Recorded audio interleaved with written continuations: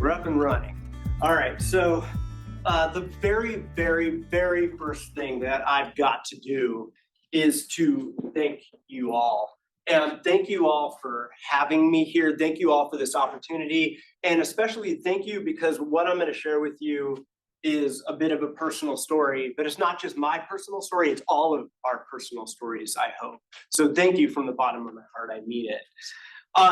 My story starts back, I'm gonna, skip a lot of stuff, but start back in San Francisco when I just joined, a major team for YouTube. I joined a team leading about 100 or so people at YouTube, and it was this crazy, cool experience, and totally loved it. But gave it all up to move to New York City because I was recruited in to be the head of the Spotify brand. So this was back around 2015 to build the brand architecture for one of the things that I love the most in life, the intersection of branding, music, and Daniel Ek.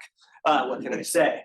But it was a crazy experience because Spotify, as some of you may know, is headquartered in another city. Well, this is Stockholm, and this is 2016, and I was coming home from a work trip when I experienced what I've come to understand as this lightning bolt moment in my life. And if you haven't experienced that in your life, I'm sorry you have that to look forward to. If you have, you might have some sense of what I'm talking about here.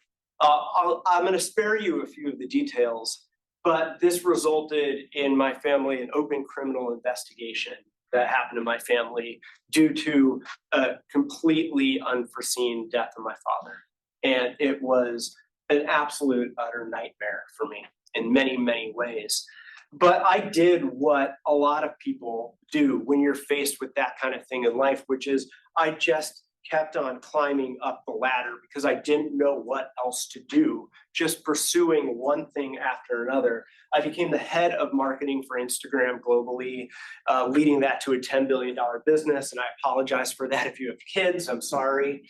And then I became the chief marketing officer for a company called Bonobos, owned by Walmart.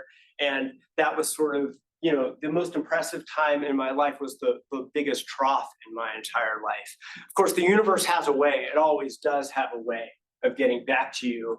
And it was about 6 months into that job when I learned that the criminal investigation that had been opened was dismissed due to lack of evidence, and my whole life came crumbling down again.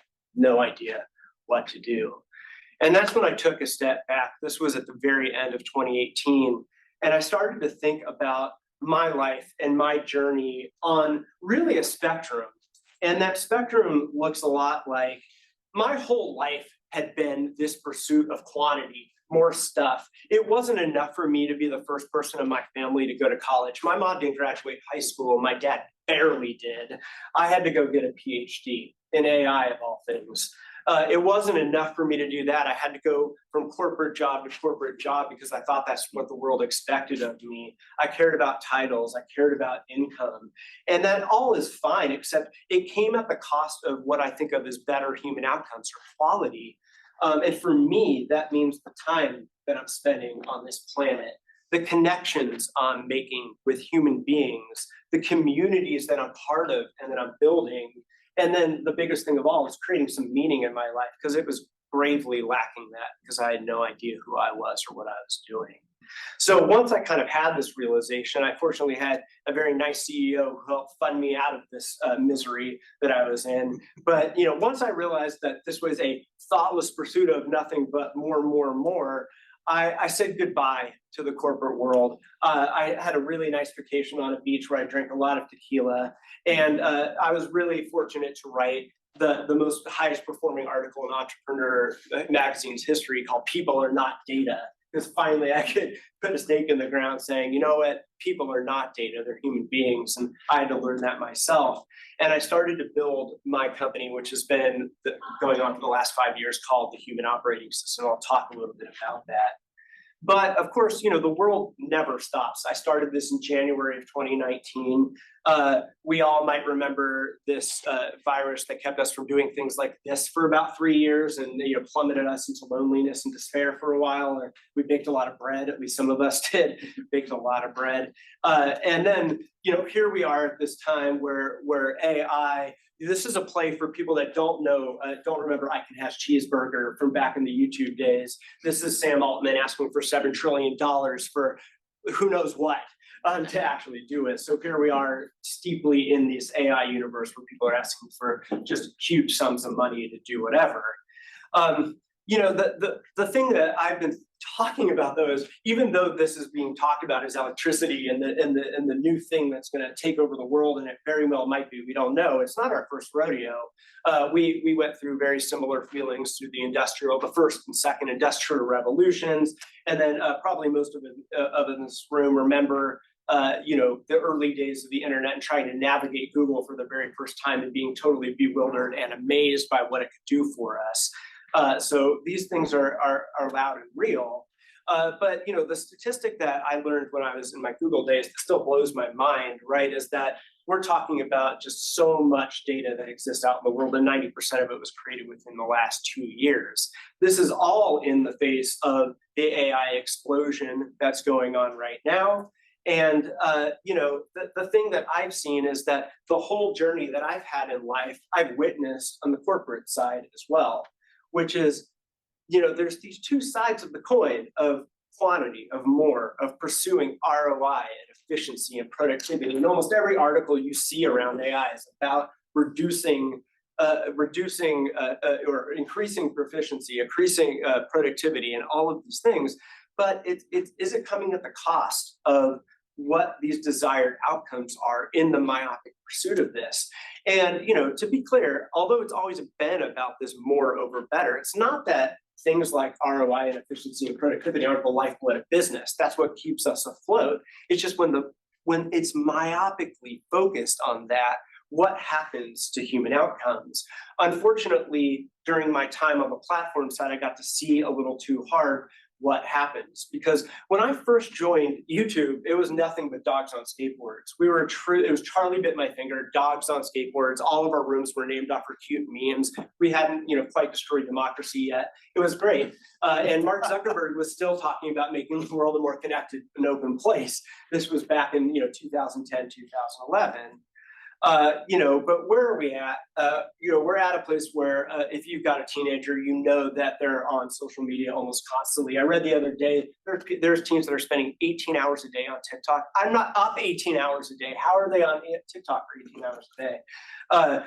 This one Scott Galloway talks about a lot, but we've got 20%, 1 out of 5 men and boys report having no close friends right now. So this is particularly hitting our male population, and this is getting to be a dire statistic.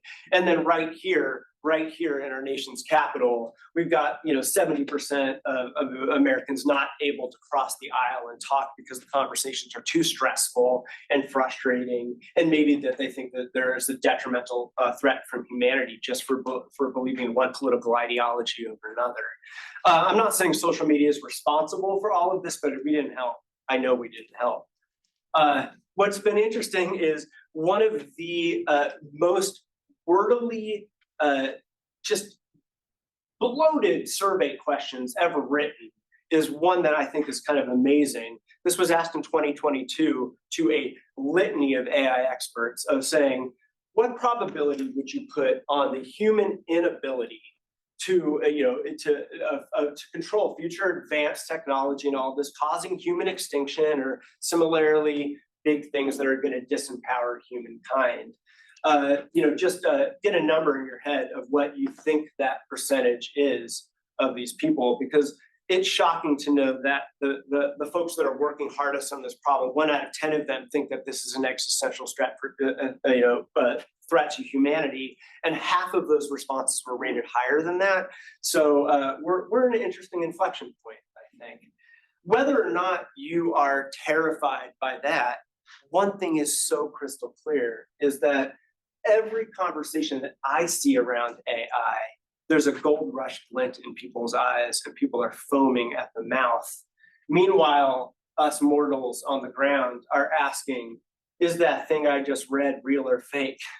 Is the Pope really wearing a puffer jacket, or is that, is that going to be airbrushed in or put in through AI? Is what I've seen true, or is it hallucinated? Do a robot write that, or was it a human being? And so we're left with these questions of real validity in a lot of ways. So the question that I've been talking about and grappling with is, what would it take this time to not just think in terms of ROI and productivity and efficiency, but to think about what our desired human outcomes are going to be from this? And the part that I hope you'll be on a journey with me on as I take you through some of these things is that we need to double down on what it means to be human, not just in our work, but in our lives, in our personal lives as well. And this includes understanding human behavior, researching human behavior, understanding what people are up to, not just in the workplace, but in their personal lives. And the way that I've been framing this up, and I've really loved this framing because it's given me a way of talking about even what I do, is that we are all makers. From the incredible ideas and technologies that we've made over the years to the stunning artwork that we produce across this nation, to the cities and the structures that we built, to all of us coming together and internet traffic dropping because we watch an eclipse across this country. Making isn't just what we do, but it's who we are. And the way that I've been talking about is there's a few things that we make and do. I think that we do sense making, and I'll talk to you more about this, but this is the general question of, where are you right now in your thinking? Where are you with technology adoption? And where are you with individuality in this world right now? That's one. There's also choice making. What do we want from emerging technology, and what do we want for our lives living with emerging technology and with the pace of the world right now? And then this third is around change making, which is, what are we going to do to adapt? So I'll just share a few things for each of these and then wrap up with one other thought, and we can have a discussion around this. For sense making, this is how I've approached it, and this is why I do everything I do in the world. Is I started to realize, because I started, I was one of those very, very dorky, I am one of those really dorky people, but I was far dorkier in my childhood, tell you what. But I was coding and doing that stuff before it was popular to do. And I've always understood that this software operating system is that technological foundation that makes things run.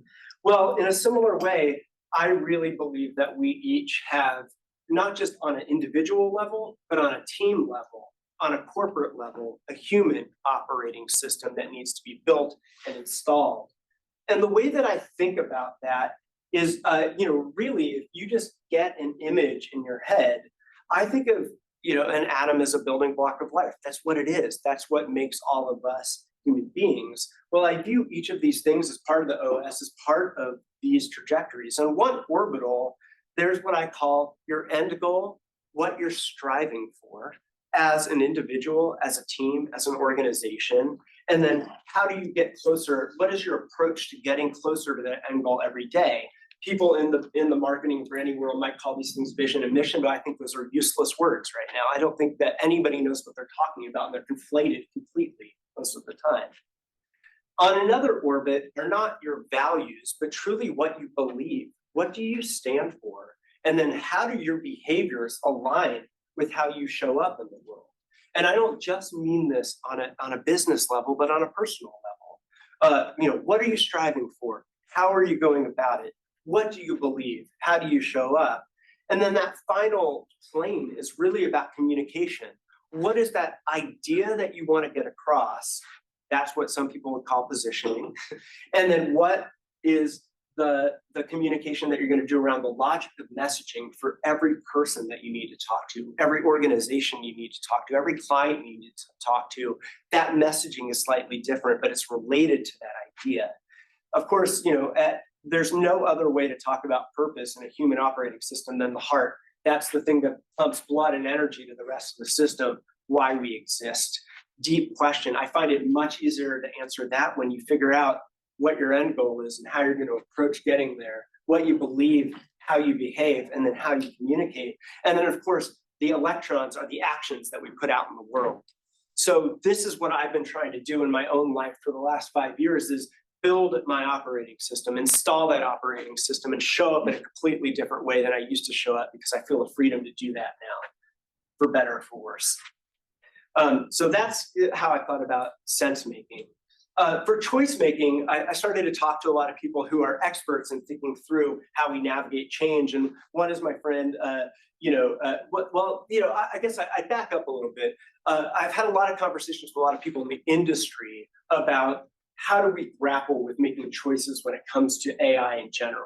How do we make choices when it comes to any advanced technology, or make choices in our lives for anything that we're going to be doing with this as part of our lives today? And my whole thing's been about finding humanity in the tech stack. And what I mean by that is, a lot of people have been talking about the advancement. The whole goal of the industry of AI is advanced general intelligence, which is, something that can act at parity with anything that us human beings can do. That's a goal. It's a goal that I started working on in '94 when I started doing work in this AI space. And one thing that's been coming out more lately is that the realization that we need to understand that machines are really good at things, and that humans are really good at things. And some of those things might involve choice, change, choice, and sense. These are the things that we need to do from a research perspective to understand people, understand where they're at right now, understand what choices they're making right now, understanding how they're adapting to change right now. That's the power that we can have as a research community. And then there's the things that machines are really good at that we're not so good at: speed, repetition, personalization, scale. But where we should all be looking, and where I even think when I approach using all these AI tools, is what is this messy middle of what can I do to help the machine, and what can the machine do to help us? And almost all of this effort's been put on what the machine can do to help us. It can make us more productive, it can make us more efficient. But where are the poets and the artists and the thinkers that are helping the machines outside of the programming that's typically done to these systems? So what can we do to make choices about how we slot in between this messy middle, between what machines are awesome at and what we're awesome at, and what can we do to bolster both of those for collective intelligence? Lofty goal, but one I'm excited about. And then this final one is around change making. How will you adapt? My friend Jason, he's the editor for Entrepreneur. I've gotten to know him over the years, and I liked his framework. I like mine better, but I liked his framework too. His framework is simply this: is we go through 4 stages whenever you think about change. First, we freak out and we panic. I think most of us, when it comes to AI, are somewhere in this panic stage right now. But you can even think back to the early days of COVID, when it was announced it was a global pandemic. Everybody freaked out. We dusted off our Amazon packages for a while. It was pretty nuts. Then we started to adapt. We got to some kind of new normal, and then we get to a stage where we'll never go back. That's really interesting. But I think about this more as a journey that we have a relationship with. And by that, I mean, where are we with respect to the change that's going on? And I don't just mean AI, I mean any change in our personal lives, any change in our lives in general. Is we have to know that something exists. I've heard of it. You can't be scared of something or excited about something if you don't know it exists. So you've got to get on the arc. Then you've got to say, I know what it is. I get it. I understand it.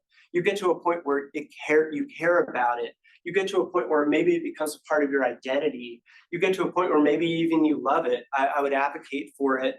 And that's the holy grail, right? Is you start to tell everyone. And in fact, if you think about the relationship we're always trying to get people to go on with understanding brands, it's not a dissimilar sort of arc. You have to know that a brand exists. You have to get somebody to know what they do or make. You have to get somebody to care about it. So our personal journeys map to the journeys that we're trying to create for people out in the world. And I get very excited about that. Okay.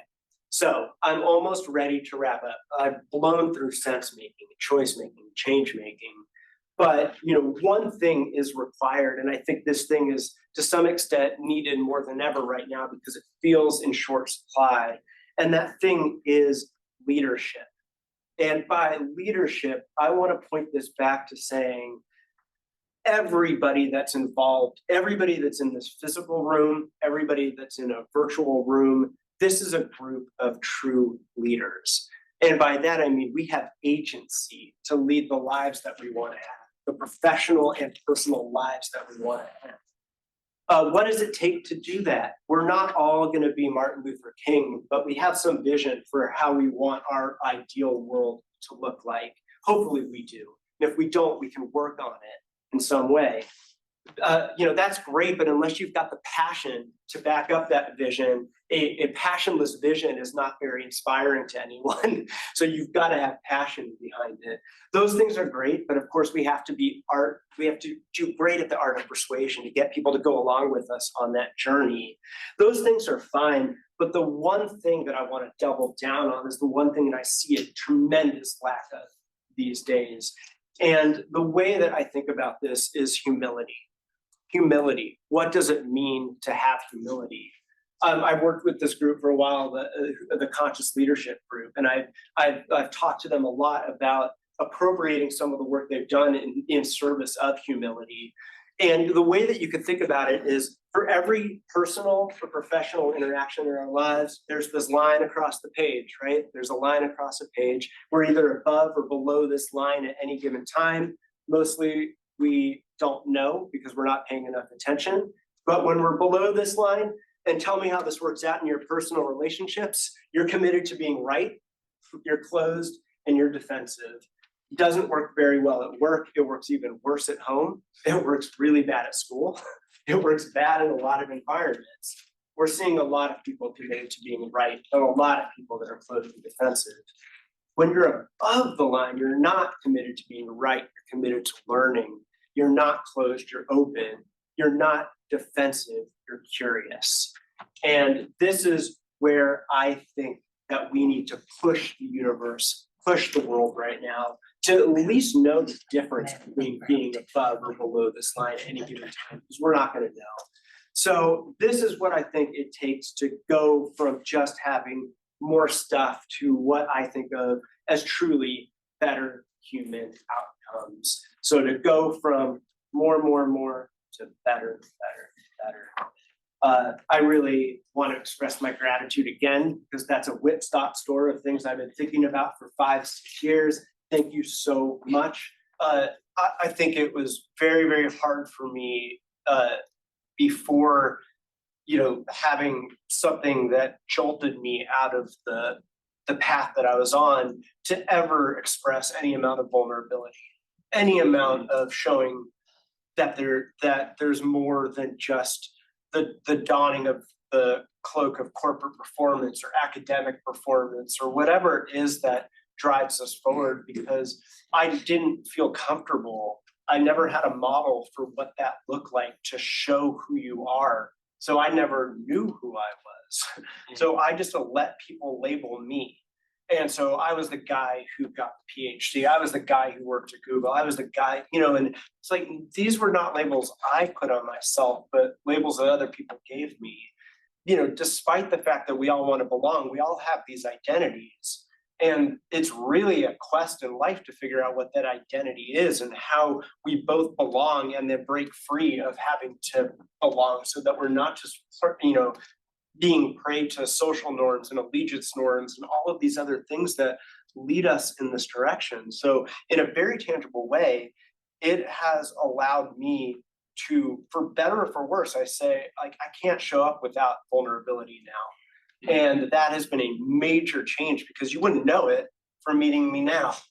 But it's a completely different experience than knowing me 5, 6, well, now it's almost 7 or 8 years ago. So that's one big thing. The other thing is just to go back to understanding, I think Allison, you said it's really well. It's, it's like, there isn't the 5-year plan. The second you drop a 5-year plan is a destined plan to failure in a lot of ways. What there is simply what an ideal world looks like to you right now and how you're approaching getting there. And for me, that's been freeing because that's constantly shifting what ideal looks like. And my approach to getting to that ideal looks very different. But every activity of my day is full of meaning, which is the quality that I'm doubling down on, the time I'm spending with connection, community, and meaning in my life. Yeah. And none of those things were there before I started to think through this. What I'm struck by is that, finding more examples and more stories where people are already doing this within their organizations, because this is not, I guess I'm just so surprised and so thrilled to see people telling their stories authentically. All the stories we've heard today. All the stories that we've heard today, and that they've been far more vulnerable and deeply respect that. And so finding more of those stories to tell, because Sharing they them. exist. Exactly.